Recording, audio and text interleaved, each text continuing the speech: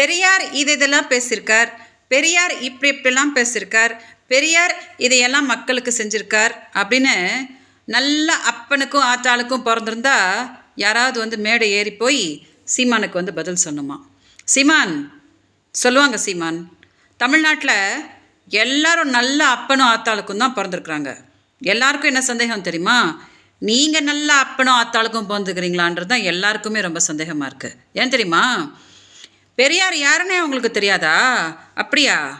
சரி சரி, அவர் யார், தமிழ்நாட்டுக்கு அவர் என்னெல்லாம் பண்ணார் அப்படின்னு பெரியாரிஸ்ட்டுங்க உங்களுக்கு சொல்லுவாங்க, சரியா? அப்புறம் திராவிட மாடல்ன்றது திருட்டு மாடலா?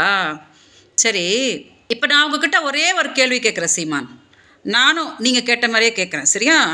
நீங்களும் நல்ல அப்பனும் ஆத்தாளுக்கும் பிறந்திருந்தீங்கன்னா இப்போ பிரச்சாரம் பண்ணிகிட்ருக்கீங்களே ஈரோட்லேருந்து, அந்த மைக்கை பிடிச்சிக்கிட்டு, அந்த மைக்லேயே எனக்கு கொஞ்சம் பதில் சொல்லுங்கள் சீமான். நான் உங்கள் பொண்டாட்டி தானே, நீங்கள் தானே போன வருஷம் வந்தீங்க, நான் மாதம் 50,000 கொடுத்துட்றேன், திமுககாரங்க முன்னாடிலாம் என்னை மானத்தை வாங்காத அப்படின்னு சொல்லிட்டு மார்ச்லேருந்து ஆகஸ்ட் வரைக்கும் நீங்கள் தானே என்னோடய வங்கியில் 50,000 போட்டிங்க.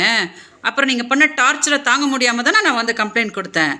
கம்ப்ளைண்ட் கொடுக்க வந்தால் ஆமாம் அவள் என் பொண்டாட்டி தான், நான் பண்ண டார்ச்சர் தாங்க முடியாமல் தான் கம்ப்ளைண்ட் கொடுத்தா அப்படின்னு சொல்லாமல் உங்கள் பொண்டாட்டியான என்னையவே இப்போ திமுக கூட கோர்த்து விட்டு மேடையாக போய் திமுககாரன் அவளை கூட்டிகிட்டு வந்திருக்கான் அப்படின்னு ஒரு கேவல பிடிச்ச ஒரு வேலையை பண்ணிங்களே.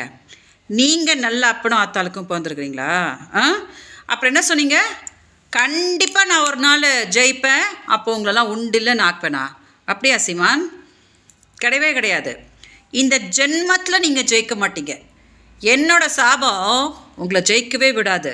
இப்போ கூட நினச்சிட்ருக்கீங்களா தொண்டை கத்த நம்ம ஜெயிச்சிருவோம் அப்படின்ட்டு? ஒன்றும் கிடையாது. அன்றைக்கி சந்தோஷ் சொன்னார் பார்த்தீங்களா, ஸ்கைப்பில் சேரநாதன் பேசும்போது விஜயலட்சுமி பக்கத்தில் இருந்தாங்கன்னு. அன்றைக்கே தமிழ்நாட்டுக்கு என்ன உலகத்துக்கே தெரிஞ்சு போச்சு நீங்கள் நல்ல அப்பனும் ஆத்தாளுக்கும் பிறக்கவே இல்லை அப்படின்னு சொல்லிட்டு. அதனால் மீடியா தயவு செஞ்சு இதை கொஞ்சம் டெலிகாஸ்ட் பண்ணுங்கள். சீமான் உறுதியாக இதை கொஞ்சம் பார்க்கணும்.